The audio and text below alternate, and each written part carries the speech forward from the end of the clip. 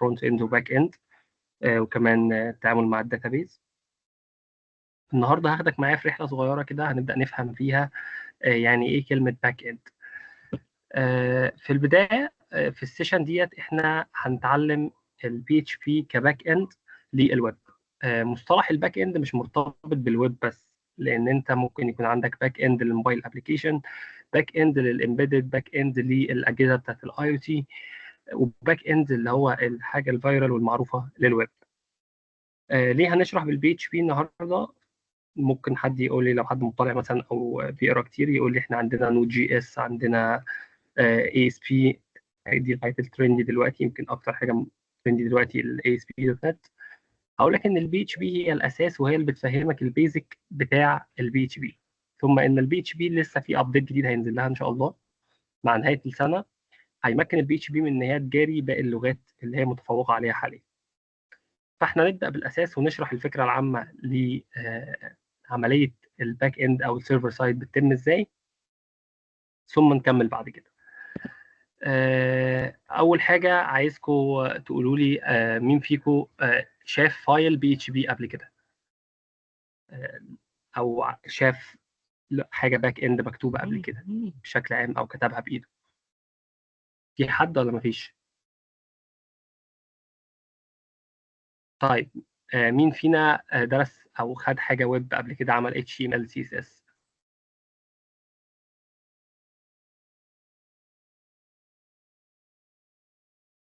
في حد معانا في السيشن شاف قبل كده حاجه خاصه بالويب ك اتش تي ام ال او سي اس اس؟ اوكي. آه، كده نبدأ فروم سكراتش خالص، نفهم الويب بيكون شغال ازاي. الصفحة اللي انت بتفتحها على البراوزر لما تخش على موقع امازون مثلا تشتري حاجات، الصفحة دي بتتكون من جزئين: جزء فرونت اند وجزء باك اند. جزء الفرونت اند هو بيتعمل له ريندر عن طريق المتصفح، بيترسم لك عن طريق المتصفح، وبيعرض لك المنتجات او بيعرض لك الحاجة عن طريق ال HTML كهيكل، والالوان والاختلاف في شكل الديزاين والاشكال الحاجة اللي بتظهر بيتم عن طريق السياسة. ده الجزء اللي بيظهر للكلاينت او اليوزر اللي بيتصفح الموقع. لكن لما بتدوس على عمليه الشراء او اتمام اللي هو شراء او باي ناو، ايه اللي بيحصل بعد ما بتدوس ده؟ ايه اللي بيحصل في الخلفيه؟ ايه الكواليس اللي بتحصل؟ ان هو بيحولك ويروح للفيزا كارد بتاعتك ويخصم منها. هو ده الجزء الخاص بالباك اند، الجزء اللي انت ما بتشوفوش، الجزء اللي ما بتشافش بالعين المجرده، هو بيشتغل في الخلفيه. تمام. آه، اول حاجه، انا مبسوط ان انتوا معايا النهارده، مبسوط ان انا وسط شباب حابب ان هو يتعلم، حابب ان هو يطور من ذاته ومعلوماته من نفسه. تمام. واتمنى ان السيشن دي تضيف لكم ولو معلومه واحده تستفيدوا بيها. تمام. آه، طبعا كبي اتش بي قلنا مفيش حد فينا شاف او اشتغل على بي اتش بي فيور، لكن احنا النهارده هنتعلم، والنهارده ان شاء الله نكون فهمنا الكونسيبت الاساسي بتاعها وفهمنا اللغه دي عباره عن ايه. النهارده الهدف الجول بتاع السيشن ذات نفسه، او الهدف من السيشن، ان احنا نكون عندنا سكيل، فاهمين يعني ايه بي اتش بي، فاهمين يعني ايه باك اند ان جنرال. تمام. ونعمل زي ديمو كده صغير ليوزر بيعمل لوجن، نعمل الباك اند بتاعه الخاص بيه. تمام. طب يلا بينا نخش على البي اتش بي بيزكس ونتكلم عن الباك اند. زي ما شرحنا، الفرونت اند هي الفيجوال بارت، والباك اند هي البارت اللي ما بيتشافش بيبقى هو الجزء المسؤول ان هو يهندل عمليات السيرفر. جزء اضافي ان الفرونت اند بيشتغل عند اليوزر في المتصفح، يعني حضرتك لما بتحمل الصفحه عندك، او الويب بيج او الويب ابلكيشن، هو بيشتغل عندك اوريدي عن طريق ان المتصفح بتاعك هو اللي بيرسمه. يعني انا ببعت المتصفح داتا، هو بيبدا يرسمها. لكن الجزء بتاع الباك اند هو انت ما بتشوفوش وما بيعتمدش على امكانيات الجهاز بتاعك خالص، والجهاز بتاعك ما بيتدخلش في اي حاجه فيه، لان هي كل المعالجه والعمليه اللي بتتم في الباك اند بتتم في السيرفر سايد. فزي ما قلنا كده، الجزء بيتم عند العميل وجزء بيتم على السيرفر. فالسيرفر ده نقدر نقول ان هو جهاز زيه زي الجهاز بتاعك اللي في البيت، لكن هو جهاز اقوى شويتين ثلاثه كده، يقدر يعالج بيانات كتير. هو ده اللي بيكون عليه الويب سايت، معمول له هوستنج، وانت الجهاز بتاعك بيبدا ياخد كوبي او نسخه من الداتا اللي بيبعتها السيرفر ده الخاصه بالمتصفح، يبدا ان هو يعرضها لك. تمام.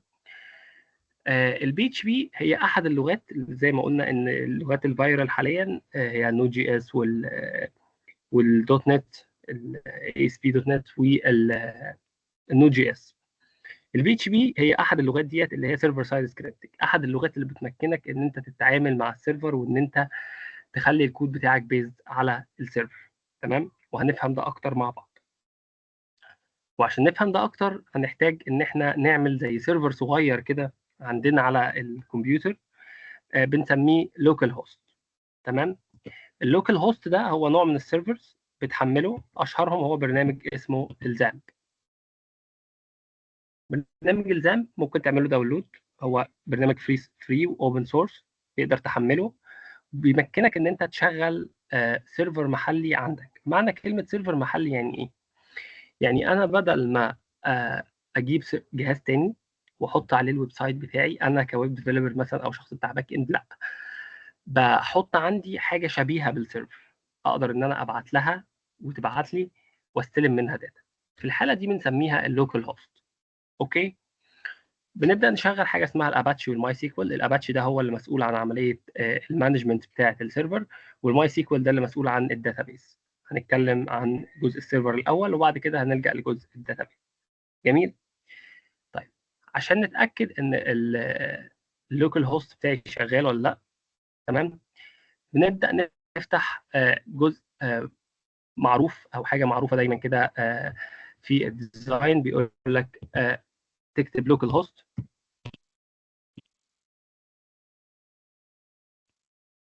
وتكتب PHP my admin.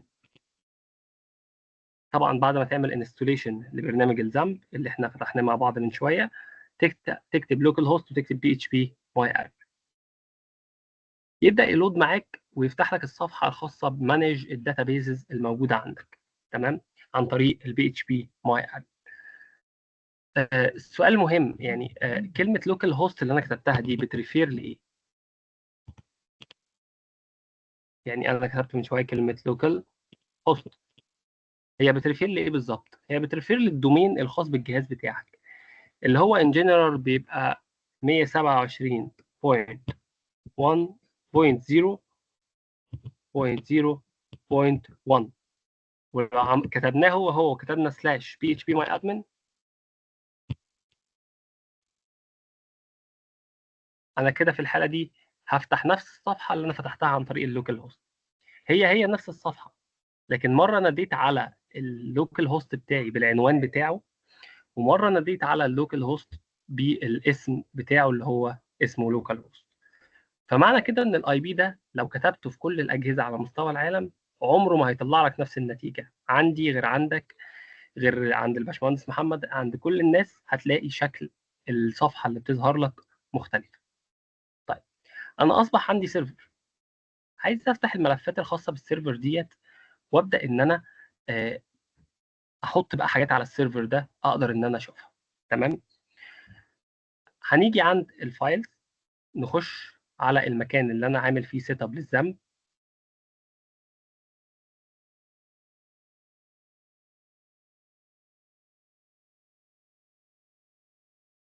في الغالب بيتحط جوه السي، بتلاقي فولدر اسمه زامب.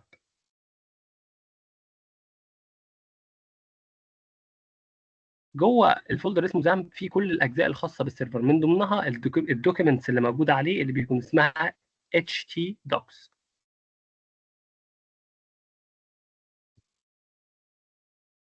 بنفتح الفايل بتاع htdocs، وهنا بيكون فيه البروجكت الخاصه بيك. طبعا في بروجكت كتير انا كنت شغال عليها، فهتلاقي عندي بروجكتس كتير. فهبدا ان انا اعمل بروجكت تاني واقول له نيو فولدر واسميه تيست للفايلز اللي هنعملها معاه. اول ما افتح الفولدر اسمه تيست ده، هو فاضي حاليا. تمام. هضيف فيه فايل عادي تمام. بس دايما السيرفر بيدور على اول فايل يفتحه، هو فايل الاندكس، index.php. ده اول فايل السيرفر بيروح له تلقائي يفتحه عشان يبدا يشتغل منه. اوكي. كده انا حملت اول حاجه الزامب. بعد ما حملت الزامب دخلت على htdocs بعد ما شغلته، عملت فولدر اسمه تيست، حطيت فيه الاندكس دوت بي اتش بي بتاعتي اللي انا هبدا اشتغل فيها. جميل. بعد كده بفتح اي دي اي، عندي كذا حاجه، عندي براكتس، عندي فيجوال ستوديو كود، عندي كذا اي دي اي اقدر استعمله في عمليه الكودينج. نرجع تاني للبرزنتيشن بتاعتنا. عايزين نعمل دلوقتي hello.php، نعمل فايل الغرض منه ان هو يظهر كلمه hello على الشاشه. تمام.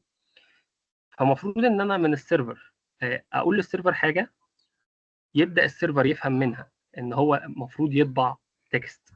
طيب، وهنا هناخد اول ساينتكس عندنا في البي اتش بي، وهي اسمها ايكو. ايكو هي اول كلمه بتعمل كتابه او عرض للنص بتاعي على الشاشه. احنا عايزين نطبع كلمه هلو، فهنيجي هنا الفايل اللي احنا عملناه اللي اسمه index.php، هبدا افتح براكت بالشكل ده، انجل براكت، واعمل علامه استفهام واكتب بي اتش بي، وانزل تحت اقول له ايكو، وافتح علامتين تنصيص بالشكل ده، واكتب جواهم hello from PHP file. اوكي. كده انا يعتبر رحت واعمل سيمي كولون في الاخر، عملت الفايل بتاع البي اتش بي. دايما يفضل انت تقفل الفايل بي اتش بي بالشكل ده، ولو ما قفلتوش مش هيحصل مشكله لو انت مش حاطط حاجه تانية مع ملف البي اتش بي. احنا حاليا بس بنشرح بيزكس فهنقفله ونسيبه مقفول. هعمل سيف للفايل ده، وهبدا هروح هكتب الاي بي بتاع اللوكال هوست بتاعي، اللي هو المفروض بعد كده هيبقى الاي بي بتاع الويب سايت بتاعك. على سبيل المثال انت شركه جوجل، لما بتعمل عليها بينج مثلا، انت بتعمل بينج عليها بالاي بي. انت على فكره انت www.google.com دي بتريفير لاي بي معين. الاي بي ده بدل ما انت تكتبه انت بتكتب www.google.com دوت 0 دوت 0 دوت 1 سلاش تيست.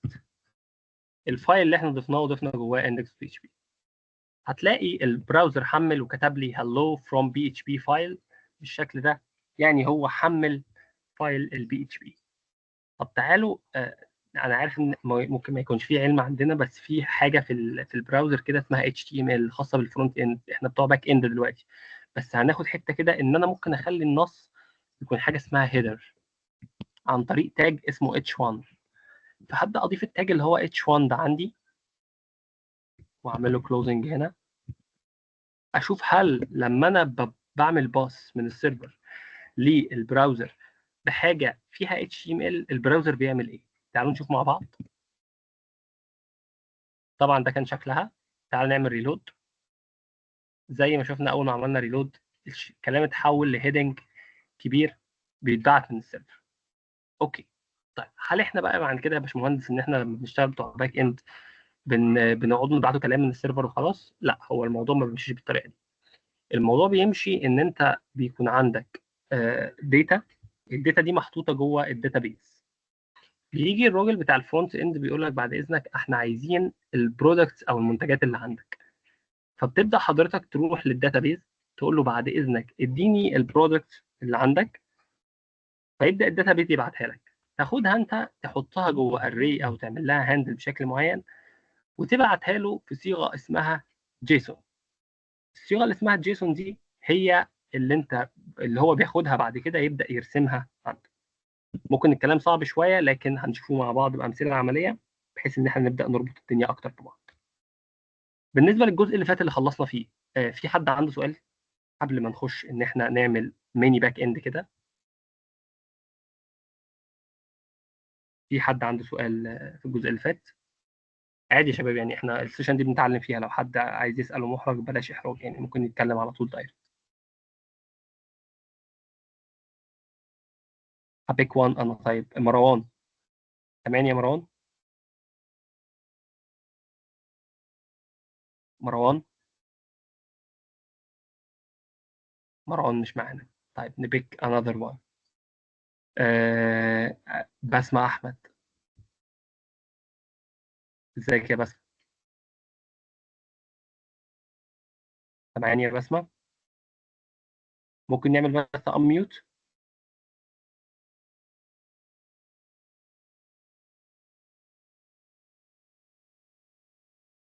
شباب، أحمد حسن طيب. تمام يا أحمد.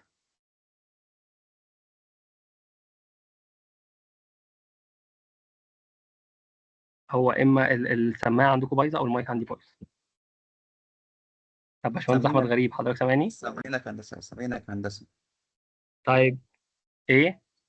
سامعينك هندسة. طيب يا أحمد، طيب يا أحمد أنا عايزك معايا دقايق يا أحمد، هنشيك حاجة مع بعض. مش مشاكل يا فندم. دلوقتي يا أحمد، إحنا اتكلمنا عن جزء الباك إند صح؟ تمام. جميل. قلنا ان الباك اند دوت البروسيس فيه بتتم فين؟ في السيرفر ولا في على البراوزر عند اليوزر؟ السيرفر طبعا، الباك اند بيتم في طيب السيرفر. ايه فايده برنامج الزامب اللي انا حطيته او اشتغلت عليه؟ بيعمل بيعمل لي لوكال هوست زي سيرفر عندي على الجهاز، اشتغل عليه باك اند. تمام، الله ينور، كويس جدا. طيب خدنا اول ساينتكس عندنا في البي اتش بي، كانت هي ايه؟ بستخدم كوميتي الايكو عشان اطبع حاجة معينة. جميل يا احمد. انت يا احمد درست بي اتش بي قبل كده؟ اه، خدت في الكلية نبذة عن ال HTML CSS جافا سكريبت وبي اتش بي، خدناها كمحاضرات. كويس جدا. نكمل كلامنا او نكمل الموضوع بتاعنا في الجزء الخاص ب ان احنا هنبدا نعمل بيلدينج لميني باك اند كامل. وهنبدا ان احنا نكريت الفولدر دوت ونحط جواه مجموعه فايلز او مجموعه بي اتش بي فايلز. المفروض ان هي بتديني اكتر من اوبشن او اكتر من حاجه ان انا اقدر اقدم بيها. طيب عملنا الاندكس دوت بي اتش بي، ومفروض ان احنا نعمل اليوزرز دوت بي اتش بي. المفروض ده بيديني اليوزر اللي عندي. تمام. طيب اليوزر دوت بي اتش بي ده مش هنروح للداتابيز على طول، يعني هنبدا ناخد حاجه كده ان ذا ميدل ان احنا نكريت الداتا بنفسنا. تعالوا نروح للفايل بتاعنا بتاع تيست ونكريت فيه فايل تاني. طبعا انا بعمل ده بصوره بدائيه خالص عشان خاطر اوريك الموضوع. انت بعد كده المفروض من جوه الاي دي اي تعمل كرييشن والحاجات دي كلها. هنسمي ده يوزرز، ده هيبقى خاص باليوزر دوت بي اتش بي. احنا كل ده لسه ما رحناش للداتابيز. هنبدا نكريت او نعمل يوزر مانوال كده بايدينا مع بعض. طيب هنعمل الموضوع ده ازاي؟ هنيجي هنا نفتح البي اتش بي تاج بتاعنا ونبدا نكتب جواه فاريبل. الفاريبل بيتكتب عن طريق اس ساين دولار وتكتب كلمه يوزرز.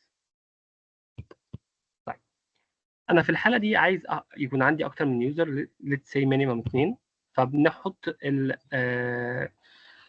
البراكت اللي هو المربع العادي، ده بيكون خاص بالاري. تمام، اللي هو الريكت براكت. وبنبدا جواه نضيف اكتر من ريكورد عن طريق ان احنا نضيف براكت تاني، ونبدا نحط الداتا او الاوسمه بتاعت الداتا اللي انا عايزها. على سبيل المثال انا عايز اول جزء عندي يكون اسمه الاي دي بتاع اليوزر. تمام. الاي دي دوت هنكتب له قيمته قدامه عن طريق ايه؟ عن طريق ان احنا هنيجي بعد على العلامات بتاعت الكوتيشن، دبل كوتيشن هنا، اعمل علامه يساوي، والعلامه دي كانها سهم، وبأساين ليها قيمه بواحد. بعد كده بفتح دبل كوتيشن تاني واقول نيم وبأساين للنيم دي القيمه بتاعتها، ولتكن احمد. جميل. نبدا كده، احنا ضفنا ريكورد واحد، ممكن نضيف ريكورد تاني بعديه، نخلي الاي دي بتاعه 2 ونخلي الاسم بتاعه محمد. كده انا ضفت عندي array جوه منها اليوزر. جميل. نبدا نعمل ايه؟ نقول ان نوع الداتا اللي هتتبعت لازم اعمل له ست حاجه اسمها راوت. يعني ايه راوت ويعني ايه ان انا جبت يوزر من عندي؟ ايه كل الكلام ده؟ انا في البدايه خالص انا ما عنديش داتا لسه. انا المفروض ان انا يكون عندي داتا عشان ابعتها للشخص او اديها للشخص ده عن طريق اللينك. جميل. انا لسه ما عنديش الداتا دي، فهبدا اعمل ايه؟ هبدا ان انا اكريت الداتا دي عندي بشكل عادي الاول، بشكل اري. ازاي؟ بالصوره اللي انت شفتها دلوقتي. فاصبح عندي دلوقتي اثنين، واحد اسمه احمد وواحد اسمه محمد. احمد الاي دي بتاعه واحد، محمد الاي دي بتاعه اثنين. لنفترض ان دول يوزر عندك في الويب سايت مثلا. جميل. فاضل ان انا لما اجي هبعتهم عن طريق ايه؟ هنا نيجي الفانكشن ثانيه هنستعملها اسمها الهيدر. بتعمل ايه الفانكشن بتاعت الهيدر؟ باختصار كده بتحدد الراوت اللي انت هتبعت عليه هيكون الكونتنت بتاعه عامل ازاي. فهنيجي في الهيدر ونعمل سنجل براكت كده ونكتب كونتنت تايب. يعني ايه الكلام ده؟ يعني الكونتنت تايب ده نوع الداتا اللي انت هتبعتها دلوقتي ايه؟ والله انا هبعت داتا خاصه بابلكيشن، تطبيق للجيسون. وده النوع اللي انا قلت لك عليه اللي احنا بنبعت بيه الداتا. انا بس مش عايزك تركز قوي او تتوه قوي او الموضوع يكون بالنسبه لك فيه خوف ان انا ايه كل ده. لا، انت باختصار كل اللي عملته انت ما عملتش حاجه. انت رحت عرفت ان في عندك اري اسمها يوزر، ضفت فيها شخصين. تمام. بعد كده حددت في الهيدر عندك ان الكونتنت تايب او نوع الداتا اللي هتتحط دلوقتي هي نوعها جيسون. حطيت سيمي كولون، وهنرجع تاني نستعمل امر ايكو. المره دي هل انا هبعت تكست عادي ولا هبعت ريكورد؟ الريكوردز دي يعني حاجات مصنفه او حاجات خاصه بكائنات او حاجات انا جايبها مفروض من الداتابيز، بس انا في الحاله دي ضربت مثال بيها كده. فطالما انا هبعت حاجه في شكل جيسون والهيدر عندي الكونتنت تايب بتاعه هو ابلكيشن جيسون، ففي الحاله دي هستعمل الفانكشن بتاعت جيسون انكود. جيسون انكود هي الفانكشن اللي ببدا من خلالها ابعت لليوزر اي حاجه جيسون. واجي هنا اقول له ايه؟ يوزرز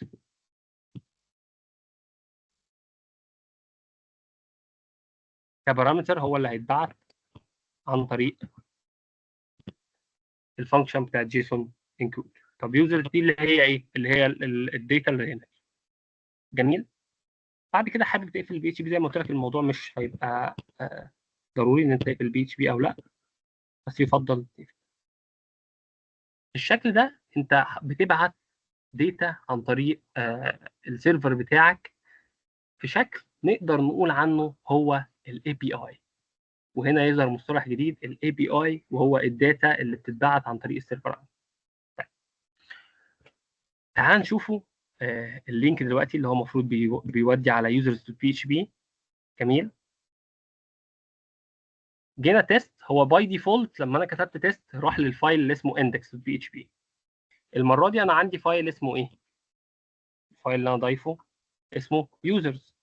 فهاجي هنا في البراوزر اقول له users.php.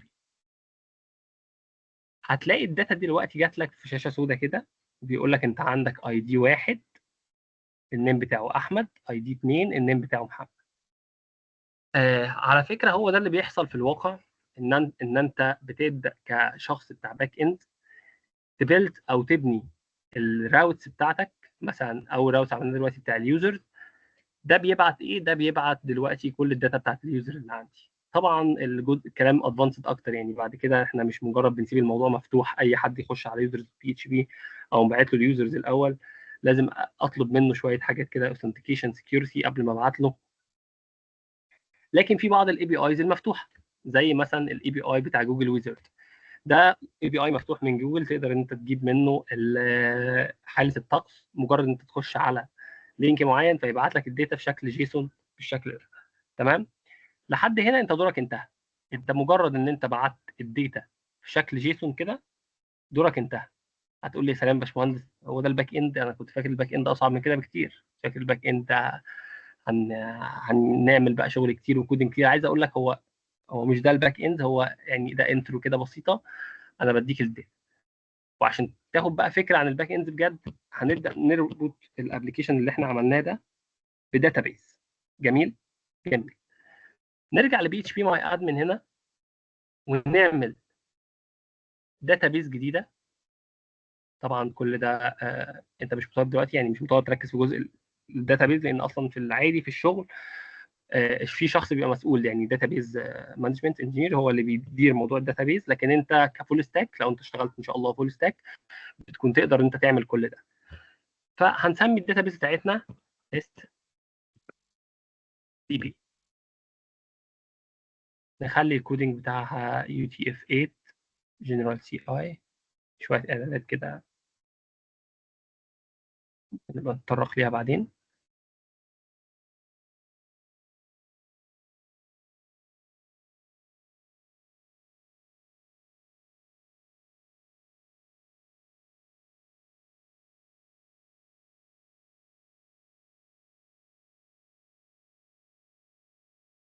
يو تي اف 8 جنرال سي اي، وتعمل كرييت للداتابيز بتاعتك. وهنضيف في التست دي بي دي عندنا دلوقتي تيبل هنسميه اليوزرز، ونقوله جو. ده هيكون فيه الاي دي والنيم والايدج، السن مثلا. وخلينا نقول كمان السالري. شويه داتا كده بتتحط. أه هظبط شويه اعدادات بس خاصه بيه. انا بس بديك داتا بيس سيت انت تجرب عليها، وبحاول اديك بس شكل ان هي بتتعمل ازاي. النيم طبعا بيكون تكست، الايدج رقم عادي، السالري ممكن يكون كده. انا عندي جدول او جدول في الداتابيز أه بقدر من خلاله ان انا اخزن معلومات اليوزرز بتوعي ويكونوا موجودين. تمام. اقدر اروح لليوزرز ده واعمل فيه انسيرت بعد كده او اضيف فيه داتا. وده دورك على فكره بعد كده كشخص بتاع باك اند، ان انت بتدير عمليه الانسيرت وعمليه ان انت تجيت، يعني اما ان انت تكتب او ان انت تجيب. جميل. هقول هضيف مثلا احمد، الايج بتاعه 25، السالري بتاعه مثلا 20,000. اضيف محمد، ايج بتاعه 26، السالري بتاعه 15,000. وادوس جو. انا كده ضفت 2 يوزر عندي. ممكن اغير هنا بقى، اضيف مثلا بدل احمد اخليه علي، ودي اخليها 25، وبدل محمد اخليه فتحي، واخلي دي 28، واخلي ده 35. وادوس جو برضو كده. انا كده ضفت عندي كام ريكورد بس عشان خاطر اعرف انا دلوقتي عندي في اليوزرز قد ايه. انا عندي 4 يوزر دلوقتي، احمد ومحمد وعلي وفتحي. دول موجودين في الداتابيز. جميل. تعالوا نعمل ايديت بقى في الفايل عندنا بتاع اليوزرز. هو كان الاول اليوزرز كنت بجيبهم ازاي؟ بكتبهم انا بايدي. دلوقتي انا مش عايز الكلام ده، انا عايز اليوزرز بعد اذنك يكونوا موجودين عندي من الداتابيز. فالمره دي هاجي اقول له ان انا هعرف حاجه جديده هي الكونكشن. هنسميها كونكشن كده بس. جميل. دي هتكون عباره عن فانكشن اسمها ماي اس كيو ال لايت. هي ماي اس كيو ال لايت كده، ماي اس كيو ال اي. وبنكتب فيها البارامترز بتاعت الداتابيز عندنا. في العادي لو انت بتشتغل على سيرفر او هوست بتكتب الاي بي بتاعك هنا، لكن بما ان احنا شغالين على اللوكال هوست بتكتب لوكال هوست. طب لوكال هوست دي هتقول لي يا باشمهندس معلش انا على السيرفر اصلا، انا كده رايح فين؟ هقول لك ما انت على السيرفر برضو وبتروح بقى للداتابيس. باي ديفولت لان انا شغال لوكال هوست بيكون اليوزر نيم بتاعي روت والباسورد بتاعي بيكون فاضي، يعني بتيجي كده عند خانه الباسورد الجزء اللي بعدها باسورد بتسيبها فاضيه. بعد كده بنيجي هنا نكتب تيست دي بي. تيست دي بي دي اللي هي الداتابيز اللي انا عملتها عشان ابدا احط فيها الداتا بتاعتي.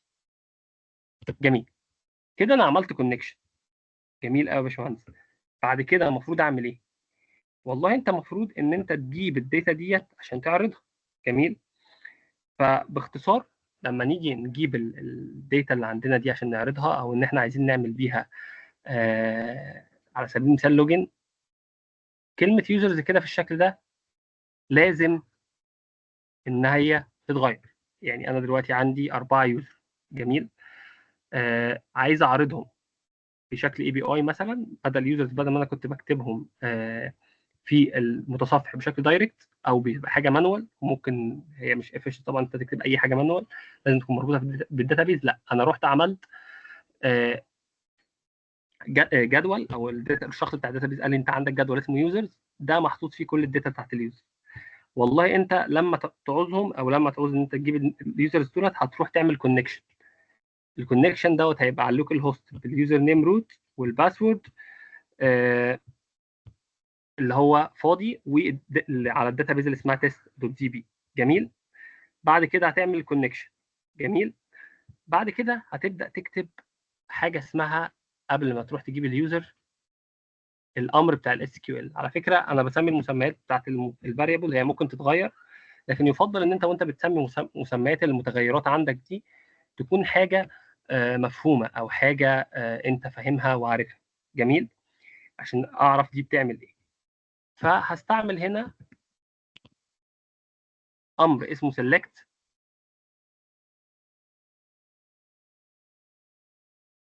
all from users. ايه الامر ده؟ هو الامر ده بيجيب لي كل الداتا او كل البيانات اللي موجوده في جدول يوزر. جميل. بعد كده عايز ابعته واخزن اللي هيجي منه في شكل ريزلت او في شكل نتيجه. جميل. فباختصار كده هقول له عايز اعمل variable اسميه ريس كده كانه الريزلت النتيجه اللي بتجيلي، واستعمل نفس الفانكشن بتاعه الكونكشن. جميل. ان انا ابعت بيها حاجه اسمها كويري. فهاجي عند الكونكشن اللي انا اهو فتحته كونكشن اللي انا يعتبر عامله على اللوكال هوست. جميل. وهعمل داش العلامه دي. عايز اعمل ايه؟ عايز اعمل حاجه اسمها كويري.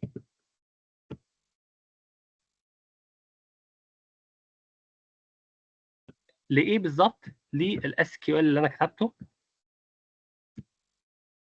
عشان يرجع لي داتا. طيب كلام جميل جدا. انا دلوقتي عايز الداتا، فجبت الداتا ديت قلت له سيلكت اول يوزر، وبعد كده في الريسبونس قلت له رجع لي في الريسبونس دوت كل الداتا الخاصه اللي هي هترجع لك من الكلام ده. كده انا جاهز يا باشمهندس اعرضها على الجيسون كود. هقول لك هي الداتا رجعت لك، بس الداتا رجعت لك في شكل تكست. يعني ايه الكلام ده يا باشمهندس؟ يعني الداتا رجعت لك في شكل نص، ما تقدرش لسه تتعامل معاها. لازم تعمل حاجه اسمها فيتش اسوسيك رو. يعني هتقول طول ما في وايل، هي جمله شرطيه او جمله بتاعت لوب، بتقول له وايل يعني طول هيبقى عندك حاجه اسمها رو اللي هو الصف اللي موجود عندك. الصف ده بيرمز للريكورد. تمام. طول ما هو موجود ان انا باخد من الريزلت اللي جات لي دي بعمل فيها حاجه اسمها فيتش اسوسيك، او ان انا بقطع الداتا ديت حته حته. فطول ما هي موجود فيها داتا بيبدا يقطعها الريكورد دي جزء جزء جزء، ويحطهم جوه الفاريبل اللي اسمه رو. ساعتها اقدر ان انا احط جوه اليوزرز اليوزر اللي بتيجي. ساعتها بقى اقدر اجيب اليوزرز دي كده اهو، وابدا ان انا اقول له اليوزرز ديت هي already an array اكتب براكت، واقول له حط فيها الرو اللي بيجي لك او الريكورد اللي بيجي لك. خلاص كده خلصت. خلاص كده خلصت الهيدر بتاعي content type جيسون. ابدا اعمل ايكو للجيسون انكود لليوزرز. فبالشكل ده انا المفروض هجيب اليوزرز من الداتابيز بدل ما كنت بكتبهم. فلما اجي اعمل ريلود هيجي يقول لك unexpected variables SQL هنا، لان احنا ما حطيناش هنا سيمي كولن.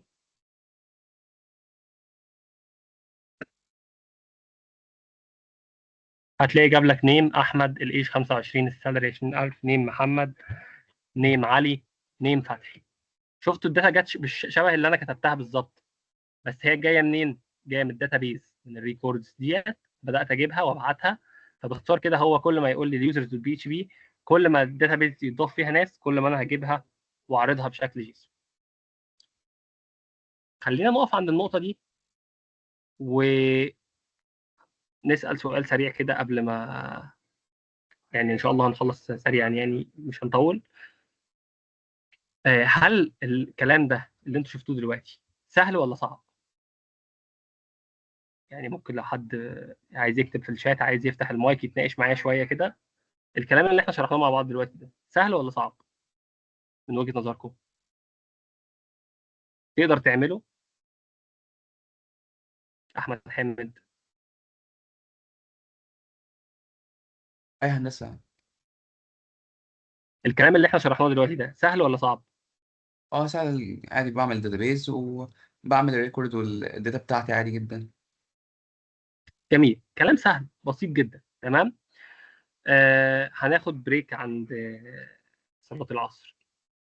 اوكي. يا ريت والله بجد. هنرجع تاني نكمل ان احنا نكرييت او نفكس ان احنا في نوصل لشكل ان احنا اليوزرز دولت نقدر نعمل بيهم حاجه بتاعت لوجن وباسورد، عن طريق ان هو يشيك الداتا اللي بتجيلي دي صح ولا لا. هنعمل تيست على الاي بي اي باستعمال اي بي اي دوج، برنامج بتاع اي بي ايز، او بوست مان. في كذا برنامج نقدر نستعملهم. ان شاء الله هنصلي، يعني معانا ربع ساعه او 10 دقائق بالظبط، يعني الا 5 نكون هنا. 5 الا 5 بالظبط. تمام يا شباب.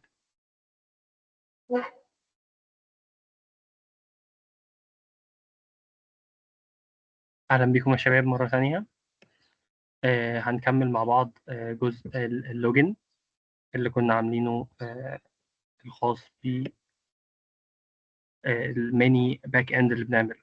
كده بقى عندنا صفحه فيها اليوزرز اللي احنا عملناها مع بعض، اللي فيها الداتابيز. هنبدا نعدل شويه بس في الجدول ده عشان خاطر نضيفه جزء او سيكشن خاص بالباسورد. ان احنا عندنا النيم وعندنا الباسورد، هنعدل جزء بسيط جدا ان احنا نضيف الباسورد.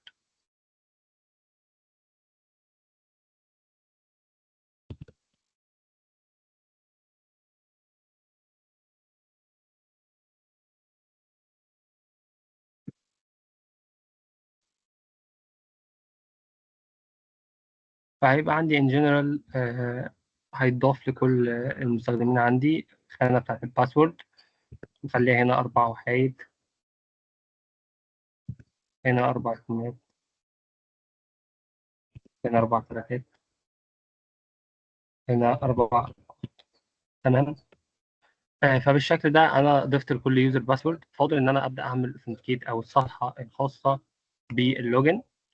فهبدأ إن أنا هضيف صفحة جديدة أو هضيف فولدر جديد، نيو فايل. جميل، ده هيبقى اسمه لوجن.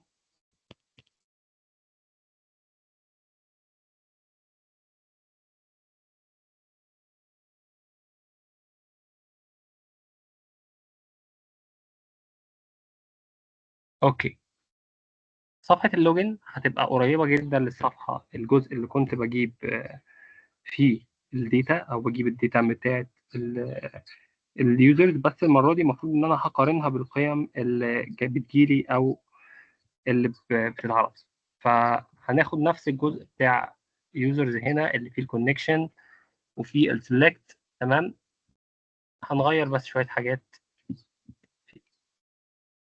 طبعا جزء اللوجن معروف. هجيب اليوزرز اللي عندي، هبدأ أشوف أنا عايز أجيب اليوزر دول على أساس إيه. فهبدأ هقول له مثلا عندي إيميل وعندي عندي النيم وعندي الباسورد. فهاجي هنا قبل ما أعمل اس كيو ال أقول له عندي حاجة اسمها النيم وحاجة اسمها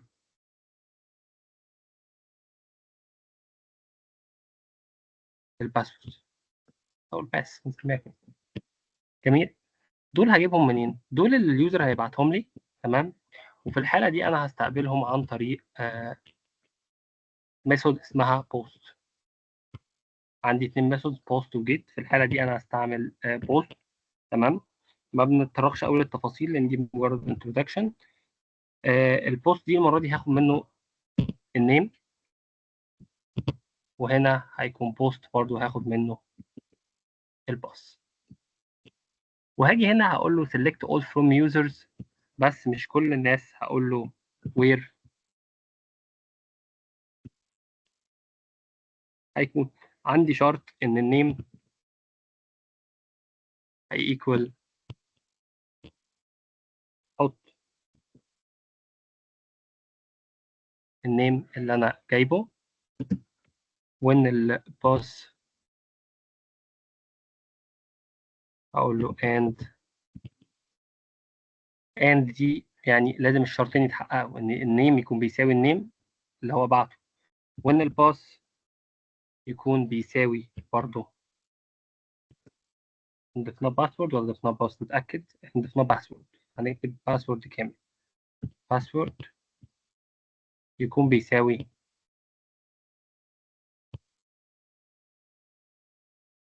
الداتا اللي هو بعت لي عن طريق الفاريبل الاسم باص. جميل.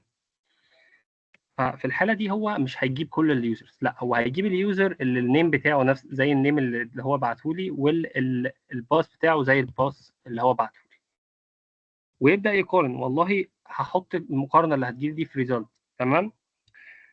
وبعد كده هقول له لو المرة دي بقى مش هقول وايل، المرة دي هستعمل if عشان هقارن. هقول له والله لو الريزلت دي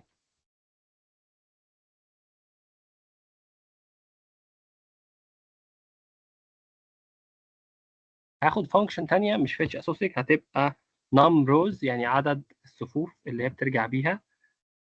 لو عدد الصفوف اللي راجع لي اكبر من صفر معناها كده ان في اكتر، يعني في اكتر من صفر، يعني في اوريدي واحد موجود عندي نفس الاسم ونفس الباسورد.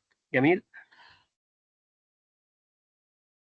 ففي الحالة دي لو هو موجود عندك شخص او عدد الريكورد اللي راجع عندك اكتر من صفر، هقول له ايكو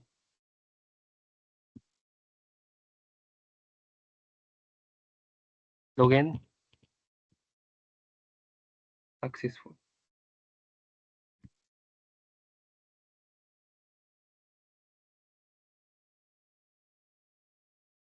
طيب إلس حالة تانية، والله أنا ما لقيتش حد يوزر عندي بالاسم ده، هقول له خلاص ايكو لوجن فيلد.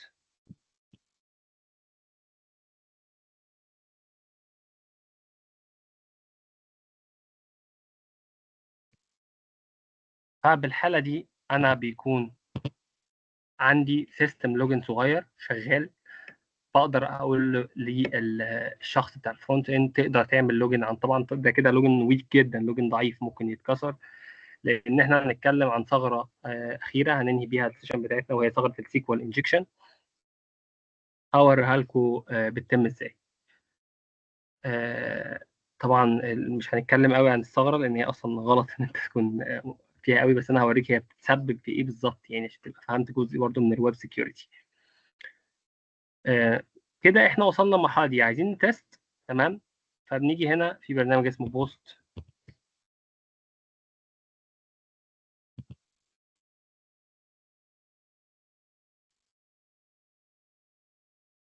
برنامج اسمه بوست مان. البرنامج ده المفروض ان هو بيديك ايبل او بتست بيه الاي بي ايز لما تجيبها كشخص مثلا بيعمل شغل اي بي ايز مثلا على سيرفرز او كده. تستعمل بوست مان ان انت تست بيه الاي بي ايز بتاعتك، وبتبدا انت تحمله. هنحمله للويندوز، طبعا في اكتر من نسخه للويندوز واللينكس والماك متوفر يعني. ومساحته مش كبيره، مش يعني حاجه ممكن تكون صعبه. هو مساحته كله على بعضه 100 ميجا، فممكن تحمل في اقل من دقيقه. تمام. هنحمل بوست مان. لحد ما بوست مان يحمل هشرح لكم جزء كده خاص في الفكره بتاعت الثغره اللي بتحصل بتاعت السيكوال انجكشن. انا دلوقتي فاتح ان هو يبعت لي داتا المستخدم عن طريق مثلا البوست بتاع النيم. فهو بيجي هنا بيبعت لي النيم، الجزء ده اليوزر بيبعته. فبيجي اليوزر باختصار كده، هو عارف ان انت هنا مثلا دايما بتستعمل، او دايما الناس بتحط هنا دبل براكتس وهنا سنجل براكت. فيقول لك خلاص انا هضيف هنا دبل براكت تاني. تمام. وهقول له حط علامه دوت.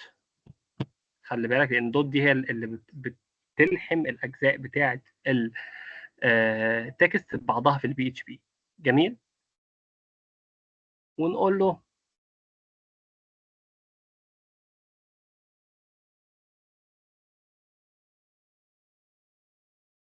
where name not equal. فنيجي هنا نحط دي العلامه دي. فالعلامه دي معناها not، يعني هو بيعكس. تمام. فهو كده كانك بتقول له ما بيساويش، لما النيم ما بيساويش الاسم ده. فهو بدل ما يبعت لك نيم بيقوم باعت لك كده ويكتب اي حاجه بعديها.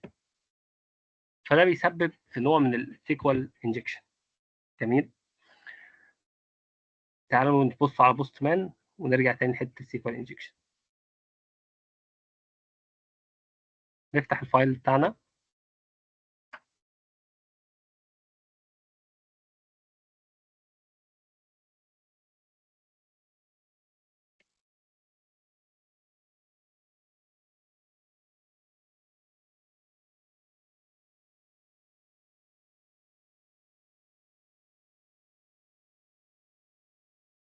احنا كده المفروض شغلنا الفايل بتاع بوست مان. الداونلود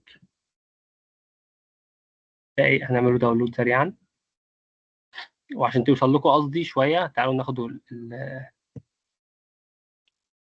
الكلمه دي ونروح نجربوها مثلا عندنا في السيرفر. ده بالنسبه للثغره بتاعت السيكوال انجكشن. لنفترض ان هو التزم بالقيود مثلا، وجا هنا اوكي بيعمل انستولينج.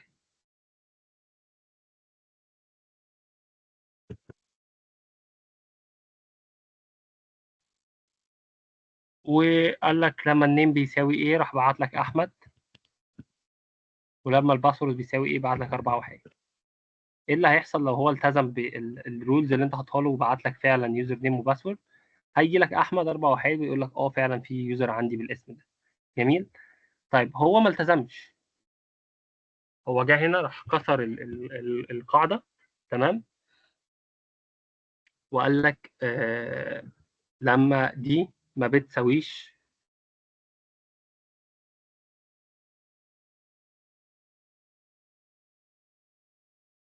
ولما دي ما بتساويش، نفس الكلام كده راح زود هنا علامه التعجب وهنا علامه التعجب. لما دي ما بتساويش ولما دي ما بتساويش، فايه اللي هيحصل؟ هو باختصار هينفذ الامر. تمام. ويبدا يقول لك خلي بالك انت هنا حصل ايرور. فهو بالشكل ده قدر ان هو يمرر داتا غير الصوره اللي انت المفروض منتظرها او مستنيها منه. تمام. فبالشكل ده هو بيقول لك انا مش قادر افهم ده ايه، فبيرجع بايرور تاني او السيرفر بيرجع بحاجه تانيه غير اللي هو المفروض كان يرجع بيها. جميل. وده حاجه من اللي بتسبب المشاكل في الموضوع ده. جميل. جزء تاني برضو بيتعمل ان هو ممكن يجي هنا مثلا ويخلي دي مثلا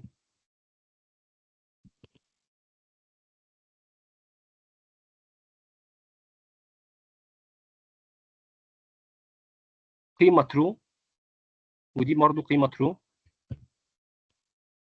عن طريق ان هو يلعب في البارامتر اللي هو بيبعتها. تمام.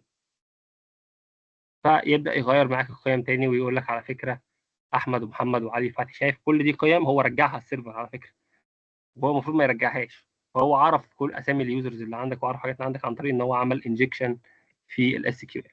جميل. آه دي كده كانت حاجه بسيطه بنعملها. تمام. هنعمل continue without account.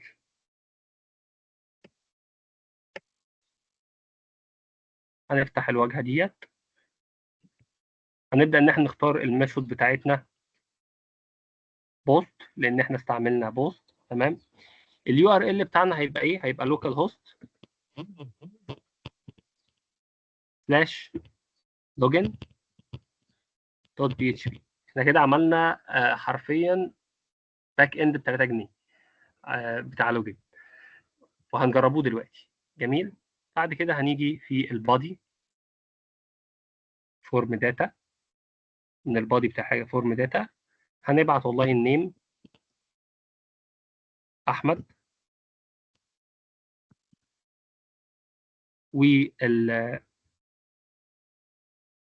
والباسورد 1 2 3 4، ونعمل سند. هتيجي هنا الريسبونس لوكال هوست مش موجوده. ازاي احنا لوكال هوست المفروض نختار تيست لان هو جوه التيست.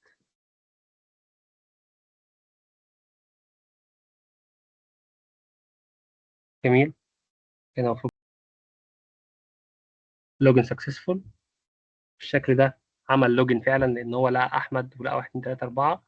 تعالوا نجرب يوزر تاني محمد، كان الباسورد بتاعه 4 اتنينات.